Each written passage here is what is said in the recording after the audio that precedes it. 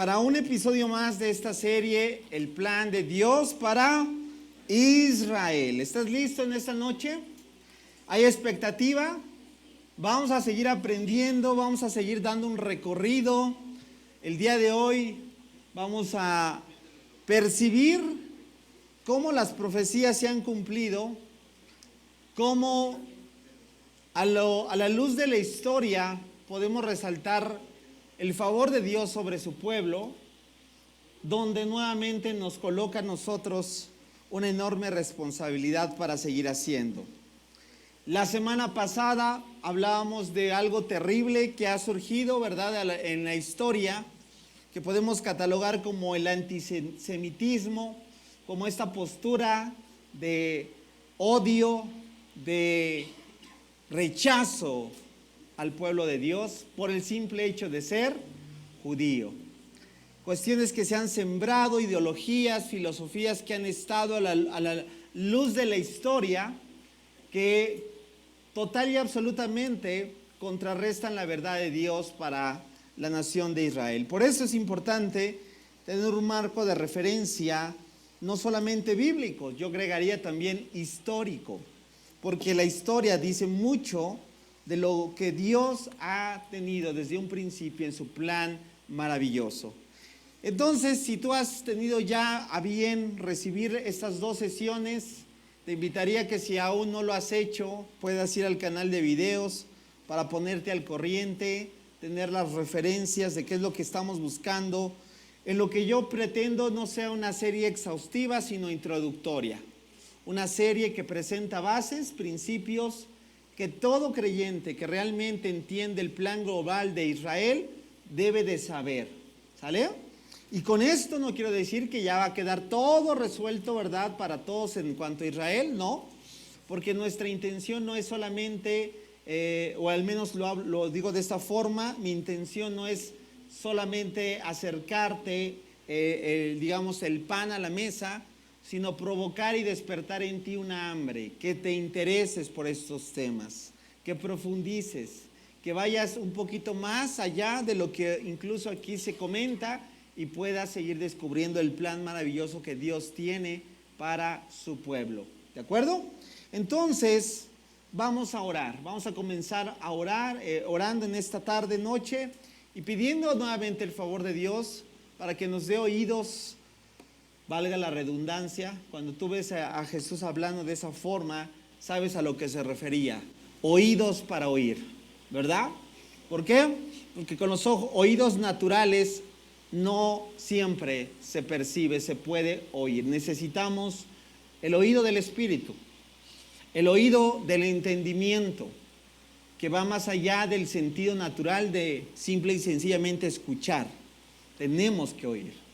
Así que vamos a pedirle al Señor que hoy nuevamente nos ayude, nos dé favor y gracia para seguir avanzando en este tema, en este tópico maravilloso. Así que, ¿me acompañas? ¿Sí? Puedes ahí en tu lugar también orar y pedirle al Señor que nos ayude, ¿sí? Señor, nuevamente en esta noche venimos con una sola intención: conocer el plan que tienes para tu nación. Y cómo cada uno de nosotros tiene una responsabilidad frente a esto. Donde ninguno que haya puesto la fe en el Hijo de Dios se ve de alguna manera ajeno a este plan. Porque todos los que hemos reconocido al Mesías como este rabí judío, que vino hace más de 2000 años, que nació en un pequeño pueblo llamado Nazaret, que participó y llevó a cabo un desarrollo como cualquier judío de su época, donde practicó y llevó a cabo el cumplimiento de la ley, donde enseñó la Torá, practicó la Tanaj, llevó a cabo, Señor, y dio evidencia que toda la Tanaj habla de Él. Por eso, Señor, queremos, como bien dijo el apóstol Pablo, no estar, Señor, simple y sencillamente percibiendo de lejos, sino acercándonos a este plan, sabiendo que nosotros somos el pueblo que fue injertado al buen olivo. este olivo que tú diseñaste desde que un hombre creyó y le fue contado por justicia. Por eso, Señor, los que somos hijos por la fe de este patriarca, hoy podemos reconocer y decirte, Señor, ayúdanos a seguir comprendiendo el plan que tienes, porque no has terminado con Israel. Por eso, ayúdanos, Señor, en este recorrido a seguir disfrutando y percibiendo. Da un corazón que nos llene de compasión, de amor y de poder tener en estima a la nación que has escogido. Te lo pedimos en el nombre de Cristo Jesús. Todos decimos amén y amén. La sesión del día de hoy lo he titulado de la siguiente manera: a partir de la profecía. ¿A partir de qué? De la profecía. La Biblia es un libro también llamado así, un libro profético. Y no solamente profético en el sentido que a veces la mayoría asocia, solo por predicciones. Claro que hay predicciones, pero la Biblia es un mensaje profético. De hecho, el apóstol Pedro dice que tenemos la palabra profética más segura, referenciando a la verdad de Dios. Y es porque el plan se presenta en todo momento dando a entender cuál es el mensaje central de Dios, es decir, que tiene un propósito. Sin en cambio, podemos decir que hay muchas profecías en todo el Antiguo Testamento. Como te lo he dicho, actualmente me encuentro impartiendo el libro de Isaías. Hay muchas profecías, bastantes profecías, que hablan acerca del plan que Dios sigue teniendo para Israel, cómo Israel va a colocarse en un plan, digamos, protagónico al final de la era, cómo Dios va a sentar su reino de gobierno, de justicia, de equidad, su cetro de dominio en la capital, ¿verdad?, de Jerusalén. Por eso no debemos perder de vista esto. Y cuando me refiero a partir de la profecía, me estoy refiriendo a una profecía en particular donde vamos a partir esta noche. Una profecía que el mismo Señor Jesús la dijo ahí parado en el Monte de los Olivos, percibiendo a Jerusalén, tomando en cuenta todo lo que históricamente había sucedido desde el primer templo, la reconstrucción del segundo templo, el exilio, el posexilio. Si tú llevas tiempo con Dios, acabamos de terminar hace unos días el libro de Lamentaciones. Sabes qué crueldad, qué situación, qué grado el pueblo de Israel llegó, y todo gracias, por así decirlo, a no tomar en cuenta el consejo de Dios. Si podemos decir algo del pueblo judío, la misma escritura lo dice, un pueblo de dura cerviz. Cuando vas a estudiar ese término de cerviz, te das cuenta que tiene que ver con un cuello, por así decirlo, duro, ancho. Aquí en México diríamos cabezones. Nos parecemos tanto, familia, ¿a poco no? Hay tanta similitud a veces en las mismas actitudes que tenemos de no obedecer a Dios, de regresar a nuestra necedad. Sin en cambio, el Señor Jesús presenta el panorama de lo que va a suceder posterior a su ascensión. ¿Y dónde encontramos esta profecía? Recuerda, el Señor Jesús es el Señor, es el Rey, es el amado de las naciones, pero nunca hay que olvidar que Jesús también fue el profeta por excelencia. No estoy diciendo un profeta, como algunos incluso judíos llaman, sino estamos hablando de el profeta por excelencia. Hasta el día de hoy, muchas profecías que el Señor Jesús mismo habló se han cumplido. ¿Y qué crees? Las que aún no se cumplen, ¿se cumplirán? Claro que sí, porque el Señor no miente. Y por eso vamos a partir entonces de esa referencia. ¿Qué es lo que dijo? ¿Qué es lo que se ha cumplido en parte? ¿Y qué es lo que se va a cumplir? ¿Estás listo? ¿Dónde encontramos esta profecía? Acompáñame en tu Biblia, ábrela en el Evangelio de Lucas, capítulo 21. Capítulo 21 de Lucas, vamos a leer solamente 4 versículos o 5. del versículo 20 en adelante.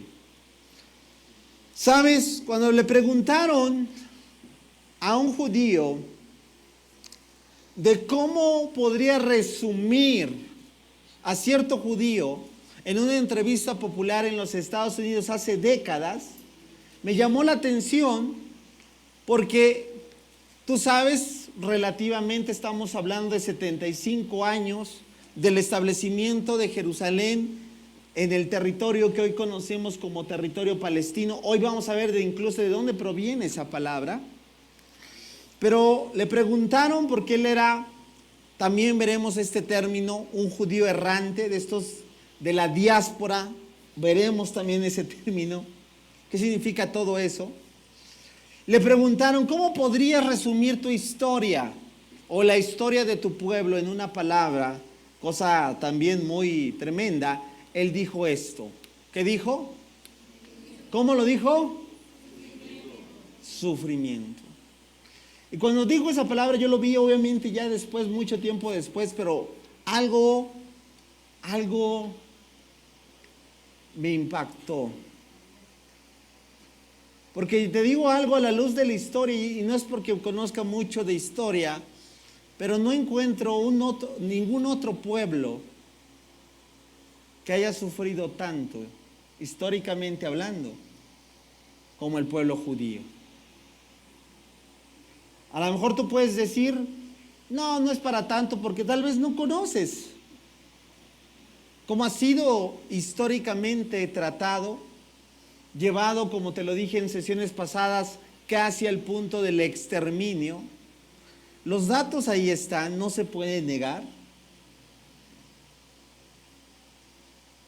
Qué tremendo hablar de que si hay un pueblo que ha pasado por sufrimiento, ese es el pueblo judío. Y estamos hablando del pueblo de Dios. ¿Tú crees que esto es coincidencia? ¿Tú crees que esto? Y algunos, mira, porque como te dije, la opinión, la percepción, hoy incluso en la iglesia está dividida.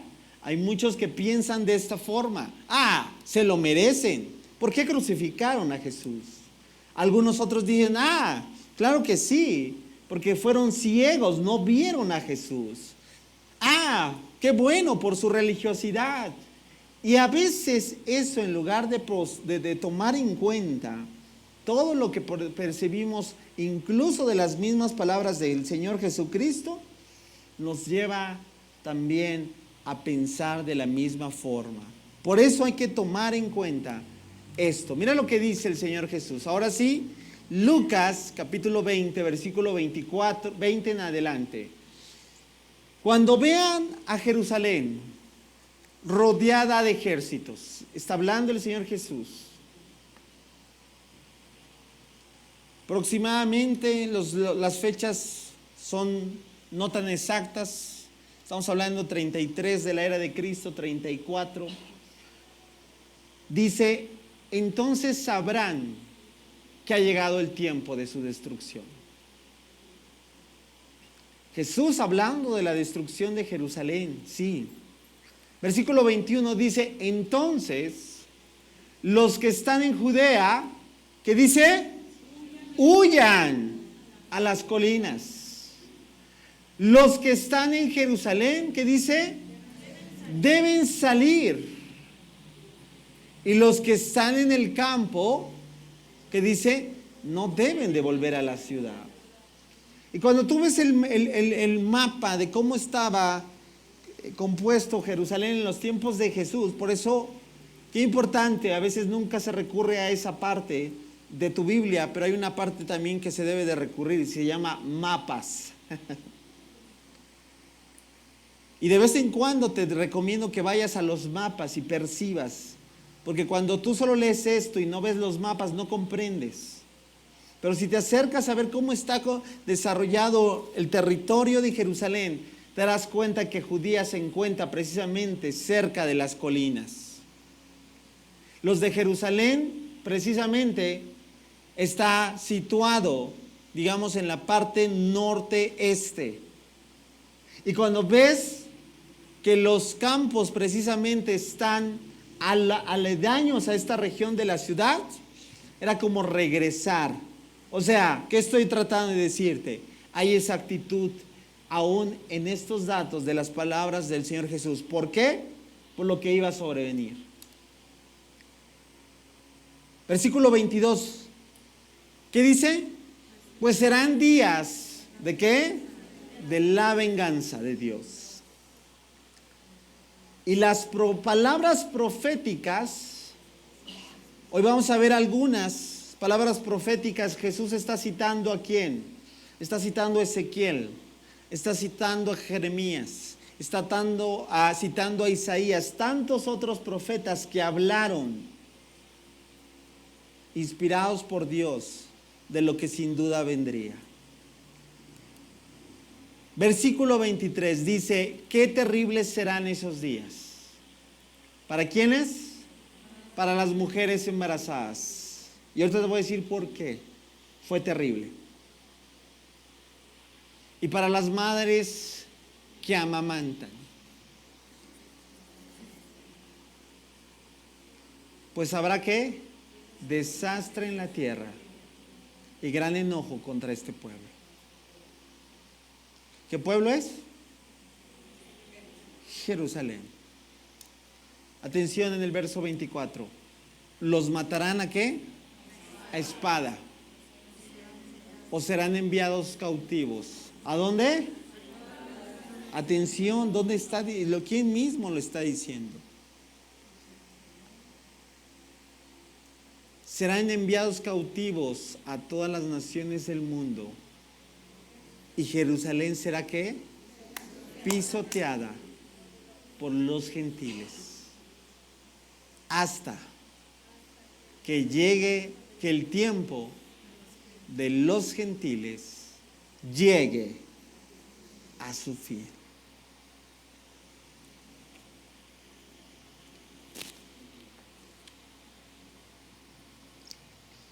¿Cuál es la ventaja que tenemos el día de hoy? Que los acontecimientos los podemos ver en retrospectiva, que podemos analizar, como te dije, estos datos con una exactitud y una precisión, porque los eventos, familia, se han cumplido. Y hay que remontarnos a un dato, y si tú escuchas todo esto, no voy a ser, vuelvo a repetir, exhaustivo, pero si tú percibes, yo te recomiendo, interésate por estos datos, interésate por estos nombres que voy a dar, interésate por estas épocas, estos señalamientos. Este recorrido que vamos a hacer es un recorrido a vuelo de pájaro. Me faltarían horas para hablar a detalle de el recorrido que vamos a hacer el día de hoy. Año 33, 34 de la era de Cristo, el Señor Jesús dijo esto. Posterior a esto, tú sabes, la ascensión, la llegada de Pentecostés, la iglesia saliendo.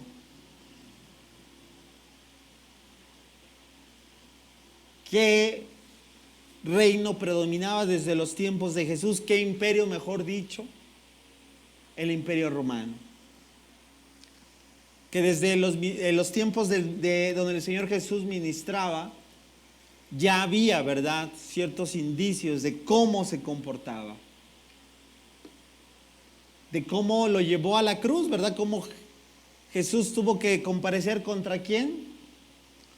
Poncio Pilato.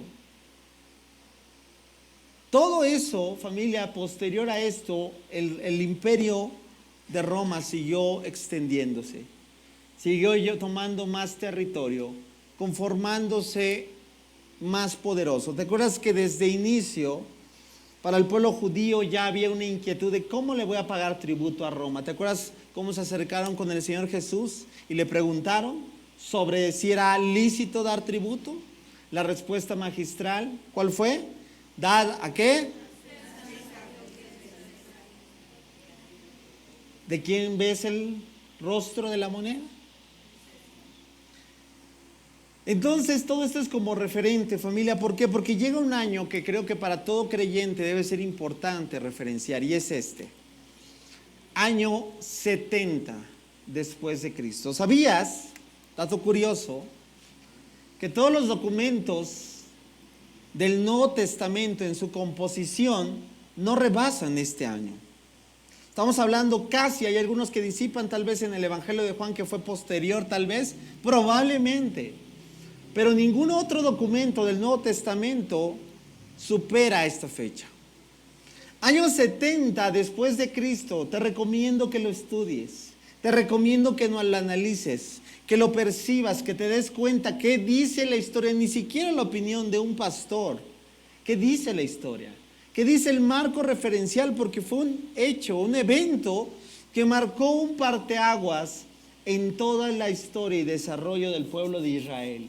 Año 70 es considerado la primer revuelta, donde Jerusalén es sitiada, donde Jerusalén es derrocada, donde Jerusalén es tomada después de muchos, digamos, eventos anteriores a esto. Es conocida como el año del incendio, donde Jerusalén y los judíos, así lo dice la historia, que pierden. ¿Cómo? Pierden su tierra. ¡Ojo! Porque ya aproximadamente 40 años o menos, el Señor Jesús ya había dicho eso. ¿Te acuerdas lo que vimos en Lucas? ¿Te acuerdas lo que había dicho? Cuando vean a Jerusalén rodeada de ejércitos. ¿Y qué crees? Año 70, está rodeada de ejércitos. Imágenes gráficas. Esta pintura es una de las más reconocidas en el Museo Británico porque retrata, no estoy diciendo es una fotografía, pero retrata de alguna manera lo que pasó en el año 70. Cuando vean a Jerusalén rodeada de ejércitos, ¿y qué crees? El Imperio Romano había sitiado a Jerusalén, había rodeado de ejércitos. ¿Y qué crees que dijo el Señor Jesús? ¿Te acuerdas? Ha llegado el tiempo de su destrucción. ¿Eso pasó? Eso pasó.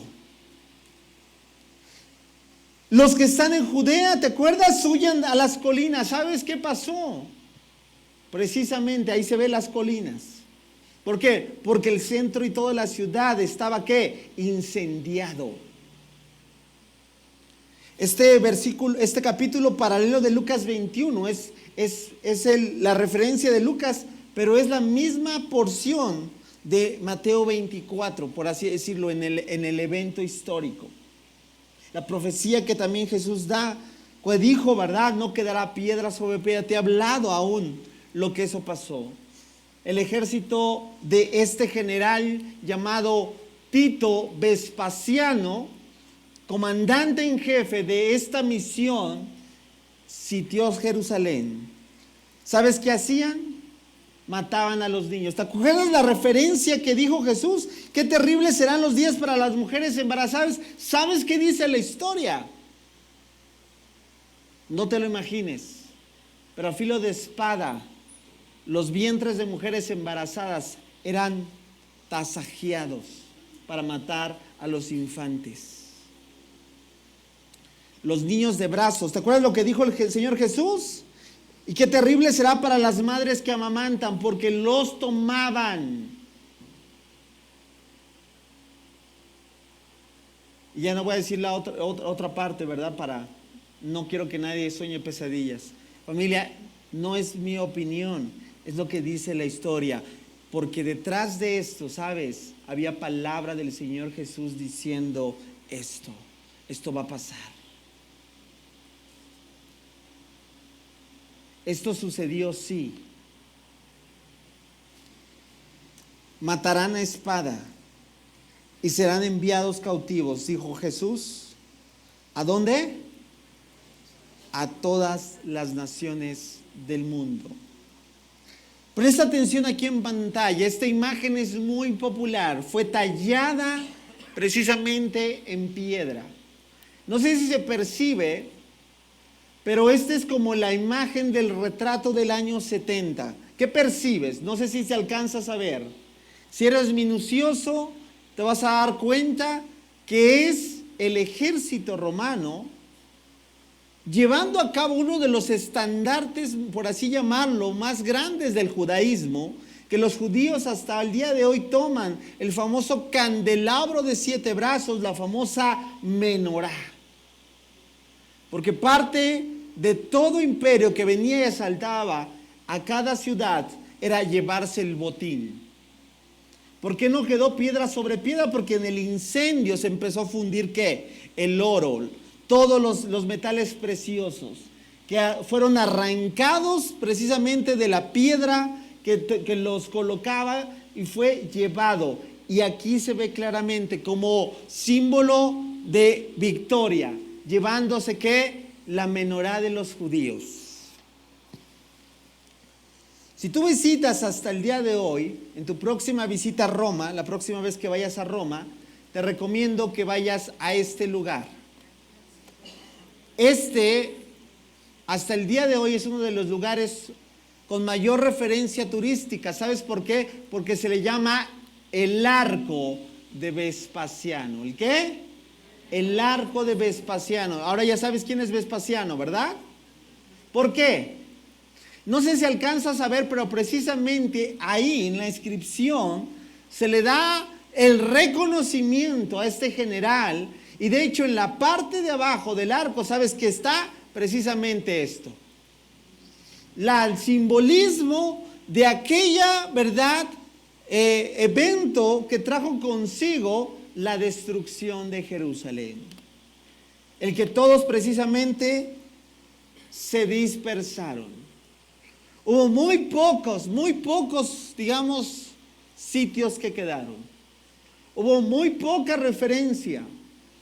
Hubo muy poca de esta, digamos, por así llamarlos, judíos rebeldes que todavía se quedaron, perdón la palabra, se agazaparon para no huir. Pero prácticamente años 70, por eso lo conocemos como el primer evento, el año de la primera revuelta, porque prácticamente la gran mayoría de Jerusalén, de judíos, se quedaron ¿qué? Sin tierra, sin territorio. A partir de ese momento, ¿qué crees que pasó? Roma se adueñó de la tierra. El imperio tomó consigo y le cambió nombre. Y eso es más hacia adelante percibir que no muchos años después, año 132, 135, tómalo como referencia, interésate por estos datos. Se le conoce como el segunda ¿qué? Revuelta. Segundo revuelta. Porque aparecieron lo que el Señor Jesús, si tú sigues viendo la profecía, tanto de Lucas como de Mateo 24, el Señor Jesús dijo, y muchos falsos profetas, muchos falsos cristos iban a aparecer. ¿Y qué crees? No tardaron mucho en aparecer, aparecieron desde estos tiempos, que se adjudicaron el término de Mesías diciendo, yo soy el Mesías, yo soy el que esperaban. Y uno de los más populares precisamente fue este hombre, apúntalo, Simón Bar Jojá, que precisamente cuando ves su etimología tiene que ver con el que se adueña del Mesías. Y este Simón Bar Jojá fue uno de los hombres que provocó la segunda revuelta en estos años 132 al 135. Obviamente, como toda revuelta ya en territorio, Jerusalén, voy a así decirlo, formando parte del Imperio Romano, los romanos fueron, ¿y qué? Sofocaron esta segunda revuelta de judíos, liderados por ¿quién? Aquí lo tienes. Esta también es una pintura que habla de esta segunda revuelta. Esta segunda revuelta prácticamente, familia, dio fin a todo lo que quedaba. Si quedaba algo que no había desaparecido en el año 70, en el año de los 132 al 135, esto quedó prácticamente nulificado. ¿Qué pasó entonces? Los romanos pusieron mayor atención. ¿Por qué? Porque no iban a permitir una tercera revuelta. Y entonces, a partir de esto, mira, vinieron sobre las ruinas de Jerusalén. El famosísimo emperador Adriano deja ya más los vestigios de Jerusalén y levanta una nueva ciudad en ese mismo territorio. ¿Y cómo le llama? Ahí lo tienes. Di por favor, Aelia Capitolina. Dilo por favor fuerte. Aelia. Ese es el nombre que le da Roma. ¿Y sabes? Tiene que ver, como muchos de las ciudades romanas, con deidades de ellos. Hay mucha influencia incluso en todo lo que a veces pensamos que tiene nombre, que viene desde ahí. Júpiter, Saturno, Urano, dice, son los planetas. ¿Qué crees? Son deidades romanas. Y así podríamos hablar de otros. Pero Aelia Capitolina es precisamente el nombre que se le da a esta, lo que, digamos, ya no existía. Porque Roma lo que quería borrar no solamente era Jerusalén de la zona geográfica, sino intentaba destruir toda raíz. ¿De qué? De identidad judía. ¡Qué tremendo! Como yo siempre pregunto, ¿verdad? ¿Quién crees que estaba detrás de todo esto? ¿Quién crees que estaba detrás? Ahora entiendes por qué cuando entrevistaron a ese judío que dije hace rato, por qué me impactó mi corazón, que dijo, no hay otra palabra que yo pueda resumir que sufrimiento.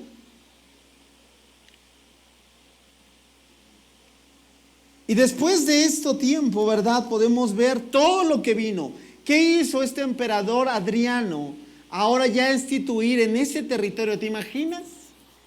Que ya, o sea, no estamos hablando mucho tiempo después de que el mismo Señor Jesús ascendió, que ya el territorio estaba prácticamente, por así decirlo, totalmente borrado, que donde él caminó ya no era llamado Jerusalén, sino Aelia Capitolina, ¿te imaginas?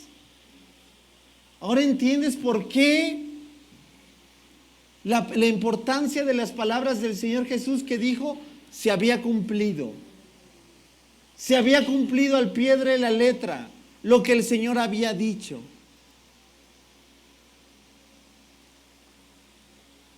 ¿Qué hizo Adriano?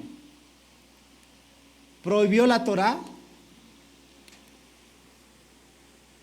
¿Prohibió el calendario judío?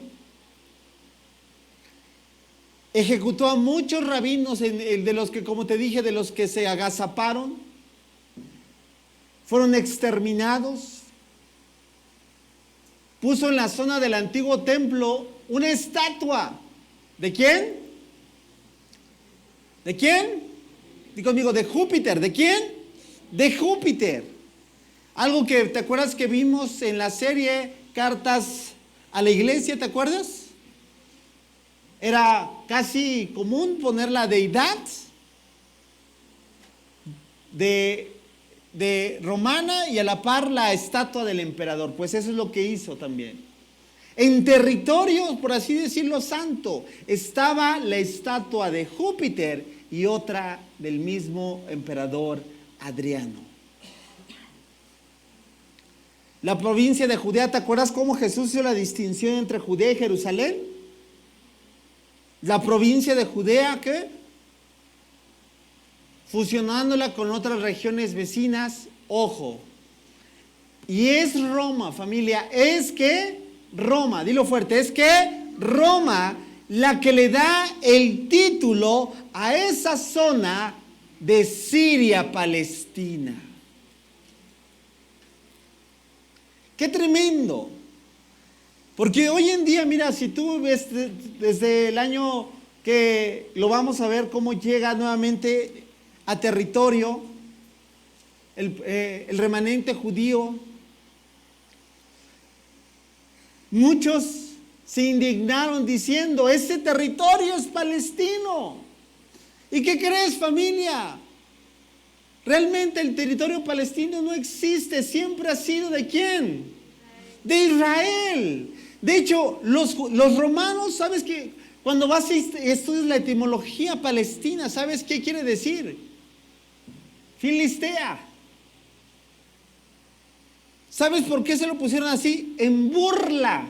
¿Cuántos saben que los filisteos eran el acérrimo rival de quién? Y lo hicieron como para decir que para la vergüenza ocupe un lugar de su historia de aquel acérrimo rival.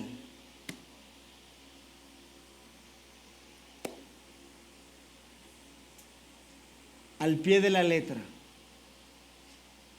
Al pie de la letra se cumplió la profecía del Señor Jesús. Y ahí en adelante, familia, pero recuerda, si algo estamos enfatizando en el estudio del libro de Isaías en el instituto estos días, y todo el libro habla de ese mensaje de juicio. Aquí está el juicio, claro que sí, porque Dios actúa de esa forma. Dios es un Dios lleno de ira, familia, nunca lo olvides, pero y también lleno de gracia. El problema es que a veces solo queremos enfatizar uno de su carácter. Él es justicia, pero también es amor inagotable. Y a veces cuando desvirtuamos eso, tenemos una versión de Dios que no es el Dios de las Escrituras. Familia, ¿por qué? Porque todo aquel que es responsable, familia, y ese es un mensaje que a veces no nos agrada recibir, todo aquel que es responsable no se saldrá con la suya ante Dios. Porque Dios es justicia. Si alguien se sale con la suya, entonces ya no es justicia. El mensaje del Evangelio es ese, sí son buenas noticias, pero comienza con arrepentimiento. Alguien que no reconoce sus faltas, sus errores, alguien que no reconoce lo mal que ha hecho, toda su área negativa, no puede reconocer. Por eso cuando Jesús, ¿te acuerdas en el sermón del monte? Bienaventurados los pobres en espíritu. Los que reconocen, los que se han humillado a saber que necesitan a Dios. Familia, para que Dios sobre en la vida de una persona, tiene primeramente muchas veces que humillarnos. ¿Para qué? Para que así solo reconozcamos que Él puede. ¿Alguien le podrá dar un aplauso fuerte al Señor?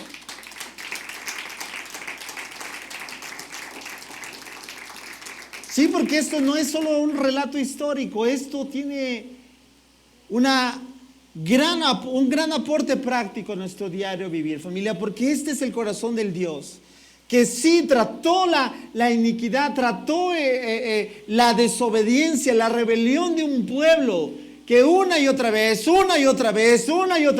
se empeñó a hacer su voluntad.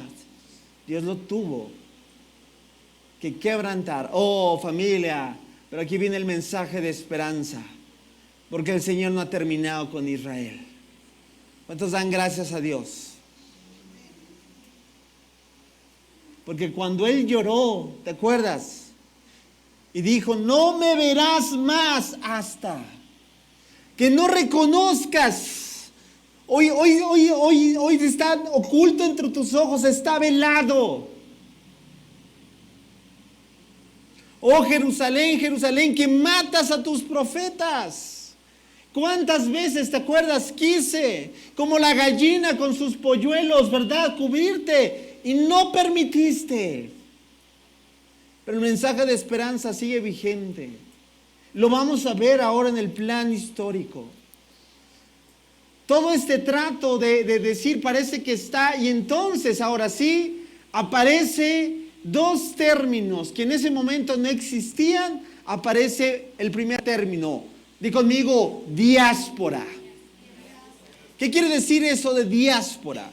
¿Sabías que hay una diáspora mexicana en los Estados Unidos? A lo mejor eso te ayuda a entender. Aquellos que fueron esparcidos. apenas que jugó la selección mexicana, paréntesis, pero ojalá esto te ayude a comprender el término de diáspora.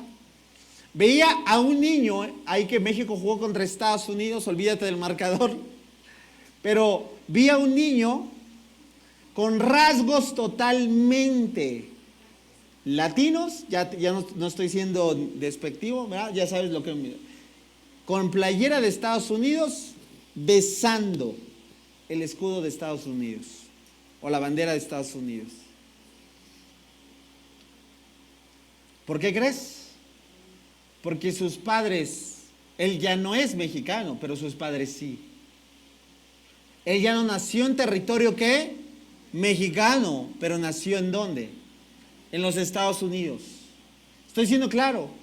La diáspora judía es de todos los que salieron desde el año 70, después, ¿verdad?, de los años 132 al 135, y prácticamente, voy a decirlo así, fueron expulsados. ¿Por dónde? Por toda Europa. Ahí lo tienes, no sé si se alcance a ver, pero esta gráfica, ahí te animo, busca internet, interésate, ¿dónde empezaron ahí? Surgen comunidades en España, en Portugal, en Francia, en Inglaterra, en Gales, en Alemania, ¿verdad? En Lituania, hoy extinta, todos esos países fueron judíos que venían huyendo.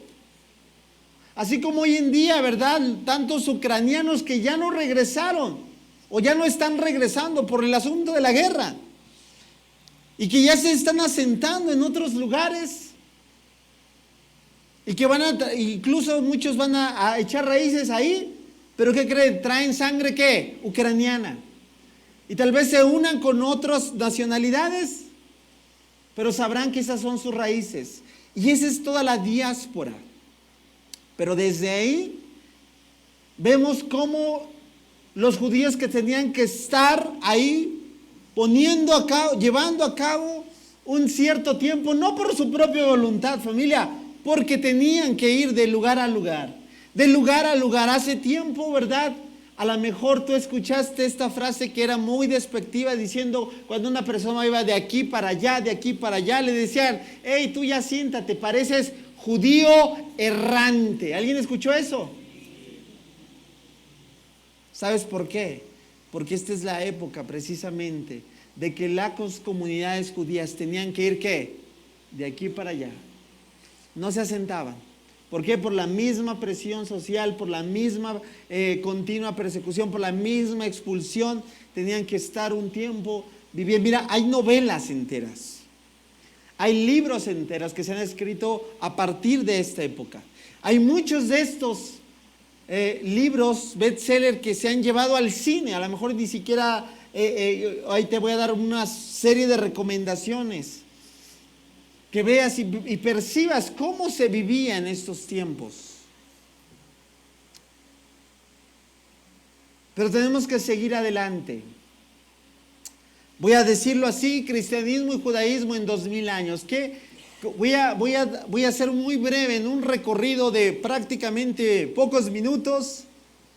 Principales acontecimientos que vinieron posteriores a este declive, al saber que ya no había más territorio, que era parte del imperio, que era ya no llamado como se llamaba, se estaba borrando toda raíz y toda identidad.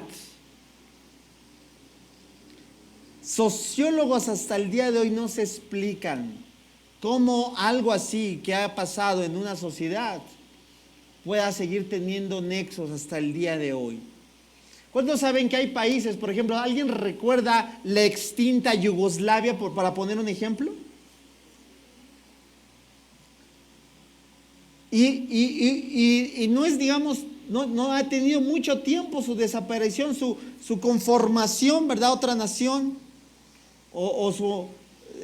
y hoy ya no se habla, prácticamente se borró del mapa. Y eso tiene apenas pocos años. Ahora, ¿cómo te explicas que miles de años han pasado y todavía siga vigente un pueblo que una y otra vez se ha tratado de buscar su exterminio? ¿Por qué, familia? Porque detrás de esto hay un mensaje de esperanza, de un Dios que ama a su pueblo, a su nación, que su promesa sigue vigente y que pondrá Jerusalén y lo colocará para alabanza en la tierra. ¿Cuántos dan un aplauso fuerte al Señor? Eso no son mis palabras, esas palabras del profeta Isaías. Ahora, vamos a ver un poquito. Estamos dando un salto histórico de muchos años, pero voy a poner ahí en viñetas. Por ejemplo, cada uno de estos datos te animaría a que te interesaras. Judíos, cuando son expulsados de España, ese mapa que viste, España fue uno de los países donde mayormente se pobló por comunidades judías. Hay muchos judíos españoles, ¿sabías? Bueno, en 1492, muchos de estos judíos fueron expulsados de España. Muchos de ellos llegaron a ¿dónde crees? A lo que en este mundo, ¿verdad? No se conocía, nuestra gran América, ¿verdad? Y fueron llegando por eso. Posterior a la conquista de México y todo lo que sabemos históricamente, empezaron a llegar judíos. Muchos de ellos provenientes ¿de dónde crees? De España. Podemos hablar de la caída del poder papal durante el Renacimiento y la Reforma, 1517 en adelante. Sí hubo un aporte, condujo a menores circunstancias para los judíos en Occidente, todo el siglo XV, siglo XVI. También puedes interesarte en este evento durante la época renacentista y la época de la Reforma. ¿Cuál fue el rol que percibían hacia los judíos? Hay que decirlo, ¿verdad? Parte del antisemitismo vino promulgado por un sector de la iglesia, y hay que decirlo en toda su extensión, de una iglesia luterana con un mensaje totalmente antisemitista. Ahora lo comprendes. Otro de la parte también moderna, en el siglo XVIII, XIX, se evoluciona cada vez más este término, lo que hemos hablado, el antisemitismo, el odio hacia los judíos. Pero hablemos de dos eventos. Tal vez el primero no te es familiar, pero hay que tan solo googlear. Yo te animaría a googlear este famoso término, los pogromos en la Rusia de los zares, que fueron muy recurrentes. Percibe a la Rusia antisemitista de cómo fue llevado a cabo esta total persecución, decadencia, asesinato a judíos. ¿Y qué decir? ¿Qué decir ya más cercano al siglo XX? Uno de los peores episodios en la historia del judaísmo, la Alemania nazi del siglo XX. Considerados para muchos historiadores la causa, la peor persecución. ¿Cómo no olvidar el Holocausto, familia? Está dentro de nuestra referencia entre la historia universal. Más de 6 millones de judíos fueron asesinados. Y hay que decirlo con todas sus letras. Y 1,5 millones de esos eran niños.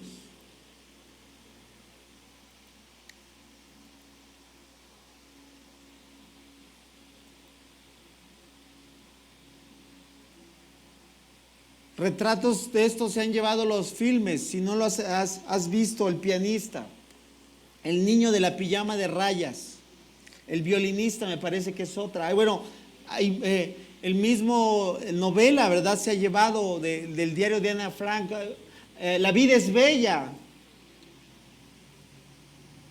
Retratan esta ola de voy a decirlo así, demoníaca, total y absolutamente, por un odio asentado. No me juzgues por lo que has de decir, pero leí ciertas porciones del discurso de Adolfo Hitler. No porque me interese, porque quería ver qué pensaba. ¿Por qué estaba provocado? Yo tengo una opinión muy personal del por qué él actuó así. Pero yo no puedo ver más que otra cosa que un discurso totalmente satánico. De desvalorizar a un pueblo como raza. Por eso al judío no le gusta que hablen de esa parte de raza. Mira, hay un museo, le llaman así, un museo llamado el Museo del Holocausto. Todos los que han tenido la oportunidad y los pocos que conozco que han ido a eso, mi hermana es una de ellas. No puedes evitar las lágrimas. Todo la gran atrocidad que se experimentó en cuanto a estos niños.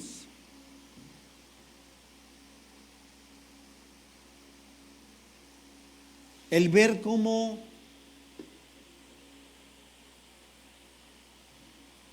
Satanás prácticamente detrás de un movimiento, de un discurso hasta cierto punto político,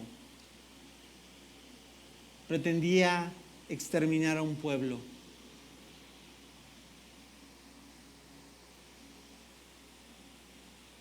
Un pueblo de donde proviene el Salvador del mundo.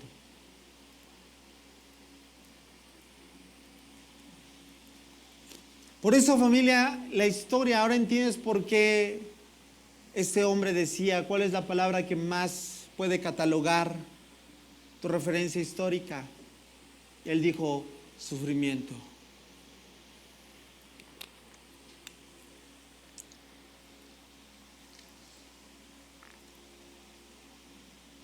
¿Cómo un pueblo ha podido sobrevivir frente a eventos como estos? ¿Cómo un pueblo, a pesar de no estar en su territorio, puede seguir adelante? ¿Cómo te explicas? Porque sobre esos lomos hay un mensaje de esperanza, de que el Señor no ha terminado con ellos. Después de esto, di conmigo, ahora sí que vienen tiempos de restauración. Claro que sí. Y como te decía hace un momento, la única ventaja que tenemos es ver la historia en retrospectiva. Ver cómo a la luz de la historia Dios ha ido sumando a que todo esto fuese utilizado para seguir tratando con un movimiento de restauración.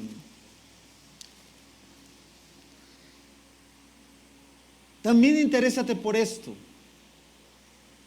Para muchos tal vez es la primera vez que escuchan esto. Hubo un movimiento por allá de la década de los 1900, llamado el movimiento ¿qué? Sionista. Sionismo deriva de la palabra que, ¿qué crees? De Sión, del hebreo, ¿verdad? Del nombre bíblico de Jerusalén. Hoy vemos las profecías, ¿verdad? Como Isaías, y se habla de Sión. Es el nombre hebreo, ¿verdad? Que se le da a Jerusalén. Y viene este movimiento, que es un movimiento que trajo mucho avance de los movimientos, vamos a decirlo así, políticos, que aparece precisamente por un hombre llamado Teodoro Herzl, judío, de estas diáspora, ¿verdad? Pero en otro país, que aparece en Europa Central a finales del siglo XIX, un diplomático, voy a decirlo así, ese es el término, organizado por periodismo como respuesta ante una ola de antisemitismo que estaba recorriendo toda Europa en esos años. Y este movimiento tuvo como objetivo fomentar la emigración judía a regresar a territorio, ahora ya lo sabemos, ¿verdad?, de Palestina.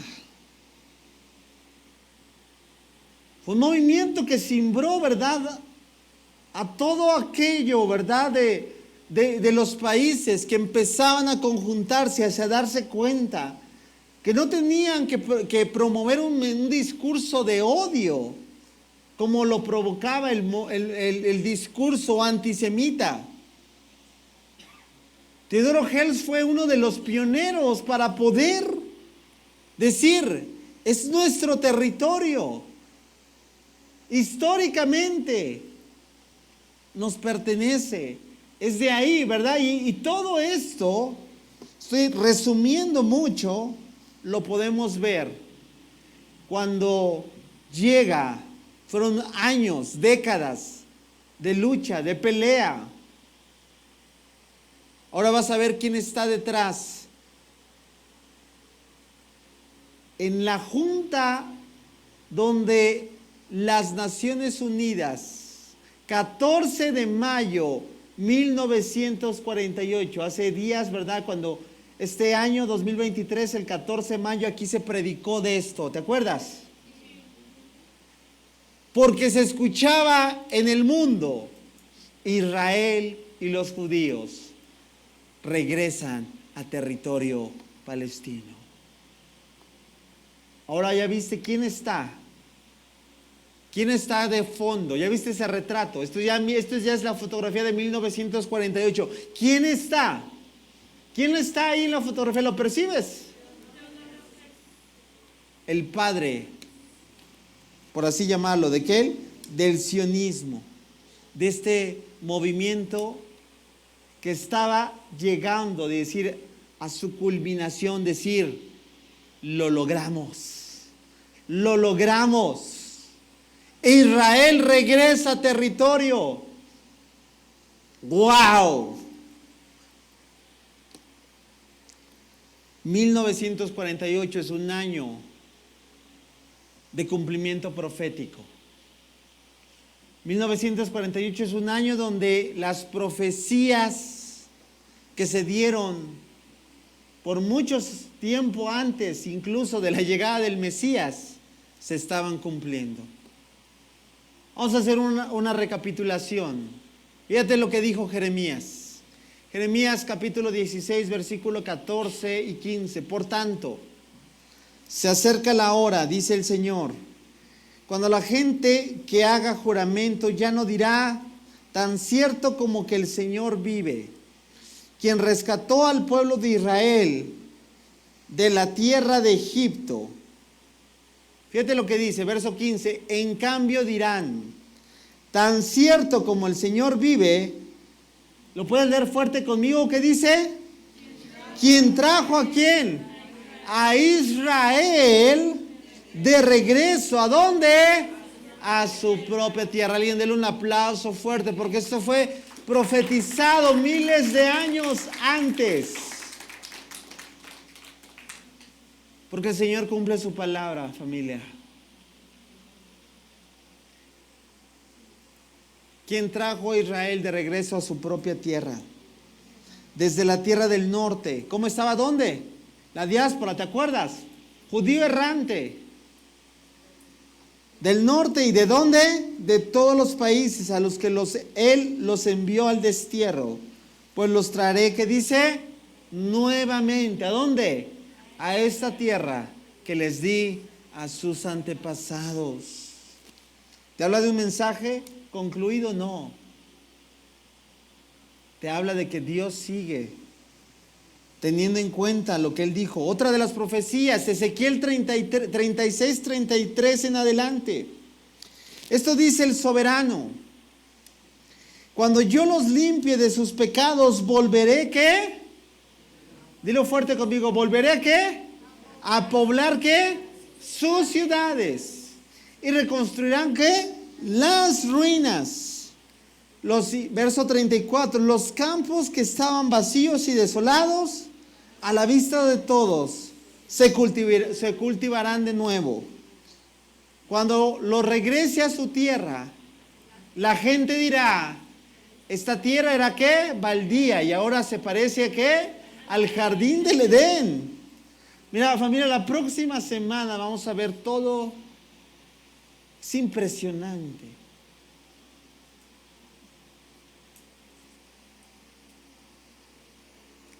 $75 años de historia desde que regresaron. Y ver que hoy en día son potencia en muchas áreas. Exportan verdura, familia. ¿Es en serio? En una zona desértica. Exportan muchas hortalizas a muchos países de Europa. ¿Es en serio? Porque Dios dijo, esa tierra que era baldía va a ser próspera. Las ciudades abandonadas y en ruina ahora tienen ¿qué? Murallas fuertes y están llenas de gente. ¿Sabías que desde Jerusalén es uno de los sitios turísticos donde más gente llega cada año?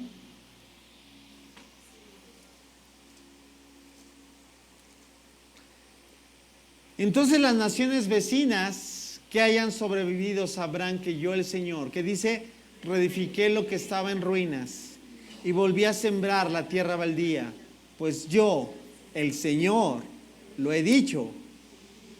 Familia, dale un aplauso al Señor.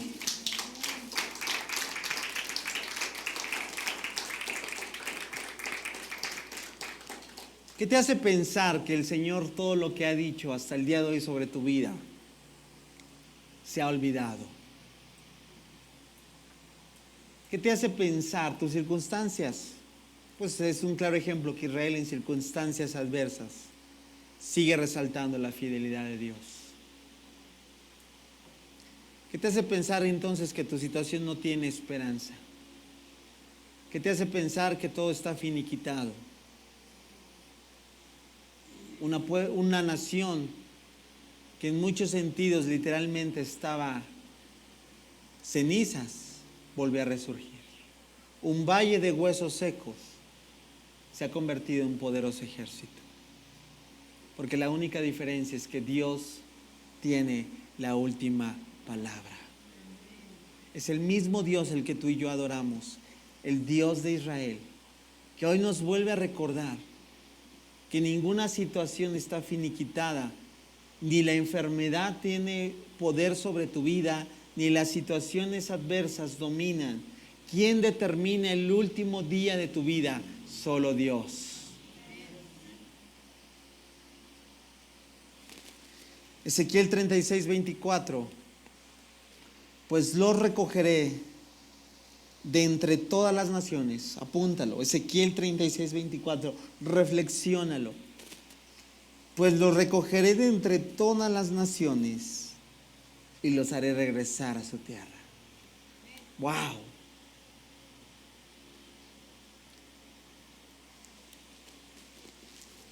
Dios es el Señor de la historia. Dios es el Señor de su pueblo.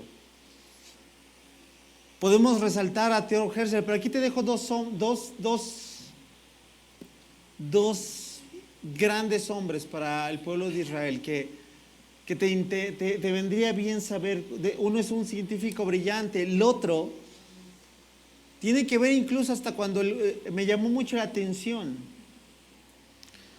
Porque cuando un judío estornuda, no dice como tú y yo aquí decimos. ¿Qué decimos? ¿Sabes qué dice? El apellido de este hombre. ¿Qué quiere decir? Felicidad o gozo. De este que ves en medio. Que se produce como Jaimín.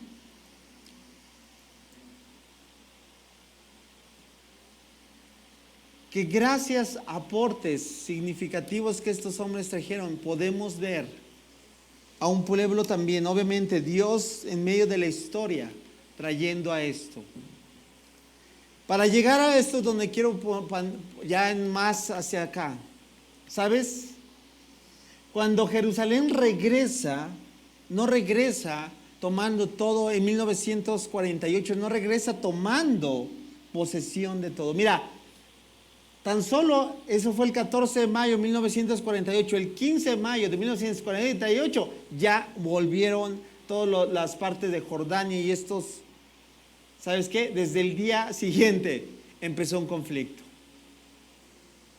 No ha habido un solo día, como te lo he dicho, y no estoy exagerando, en la cual Israel siga siendo atacada. Al otro día de su conformación fue atacada. Tan solo esta semana, ¿verdad? Y lo decía ayer en la clase, te recomiendo, sigue, hay buenas páginas que traen contenido de la nación de Israel en español. Tan solo en estos días, como otros islámicos radicales mataron a 4 civiles judíos por el simple hecho de ser judíos. Este odio que se sigue fomentando en la franja de Gaza, en todo esto. Mira, hasta 1967, del 48 al 67, atención, esta famosa, también interésate por este evento, la famosa Guerra de los 6 días. ¿Alguien ha escuchado de esto? ¿Qué es lo que pasa? ¿Por qué la Guerra de los 6 días? Porque duró 6 días. Que Israel pelea. Estas fotografías son maravillosas. ¿Sabes por qué? Porque ahí se aprecia. ¿Te acuerdas del Muro de los Lamentos? Hasta ese día regresan y toman finalmente lo que no tenían desde 1948, la capital. ¿Qué? Jerusalén.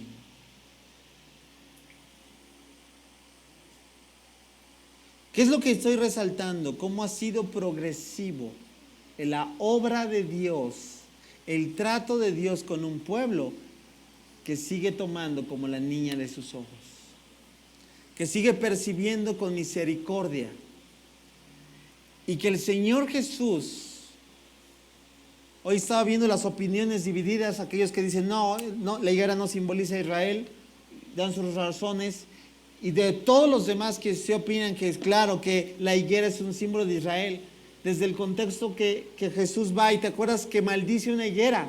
¿Por qué? Porque no dio fruto. Israel era esa nación que no había dado ¿qué? El fruto que el Señor buscaba. Y por eso entonces, familia, la posición ahora, con esto voy a cerrar, con las mismas palabras que el Señor Jesús. Por eso Israel está ligado, la iglesia, Israel, la segunda venida. No podemos desligarlos. Ve lo que dijo el Señor Jesús. Ahora, aprender de una lección. ¿De quién? De la higuera. Estaba hablando de un árbol. Hay 3 principales árboles, digamos, para los judíos que tienen una simbología muy interesante. Uno de ellos es la higuera. Cuando las ramas echan brotes y comienzan a salir las hojas, ¿qué dice? Ustedes saben, claro, culturalmente los judíos sabían que ¿qué? Que el verano se acerca. No tiene nada que ver, por ejemplo, pero hoy inició el verano, ¿sabías? Está diciendo, son estaciones del año que van marcado diferentes temporadas. ¿Qué estaba diciendo el Señor Jesús? Cuando veas a la higuera que está echando brotes, familia, desde 1948 en adelante, vemos a la higuera echando brotes, familia, el verano está cerca.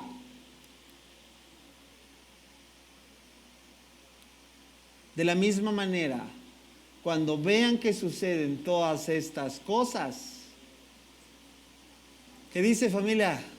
Sabrán que su regreso está muy cerca a las puertas. Wow. Vamos a terminar de ver cómo dijo todo el Señor Jesús. Les digo la verdad, no pasará esta generación hasta que todas estas cosas sucedan. Y efectivamente eso pasó. El cielo y la tierra desaparecerán, pero mis palabras no desaparecerán jamás. Sin embargo, así hay que saberlo. Cuando decimos que el verano está cerca, no estamos diciendo mañana, pasado. ¿Por qué? Hay que siempre recordar las palabras del Señor. Nadie, ¿qué dice? Nadie sabe el día y la hora. Y aquel que se atreva a decirlo, familia, cataloguémoslo como un falso. A la luz de la historia hay muchos personajes que han salido diciendo, el Señor llega en tal fecha. Uno de los movimientos, ¿verdad?, que ha sido catalogado como falso después de esa pronunciación, es un movimiento muy común hoy en día, ¿verdad? Famosos adventistas. ¿Por qué? Porque se atrevieron a estipular fecha y hora. Que después de que obviamente fue hallado su fecha y su hora falsa, se tuvieron que replantear todo y dijeron, bueno, vino en espíritu, nada más que ustedes no son tan espirituales para poderlo percibir. Porque nadie sabe el día ni la hora que sucederán estas cosas. Ni siquiera los ángeles en el cielo, ni el propio Hijo, que dice, solo el Padre lo sabe. No sabemos y no nos conviene especular, pero otra cosa es percibir. Como hoy que entró el verano, percibir, familia, que el verano está cerca. Y el inminente regreso de nuestro Señor, ¿cuántos dan gracias a Dios? Está más cerca que nunca. Está más cerca, familia, está más cerca. Cabe señalar que la iglesia, sabes, el apóstol Pablo, los mismos apóstoles murieron en el entendimiento, pensando y creyendo que el Señor regresaría en su propia era. Solo puedo decir algo el día de hoy. 2023 años, estamos más cerca. El Señor viene pronto, familia. Y colocará su reino de justicia y equidad, su trono de justicia y de gobierno en Jerusalén.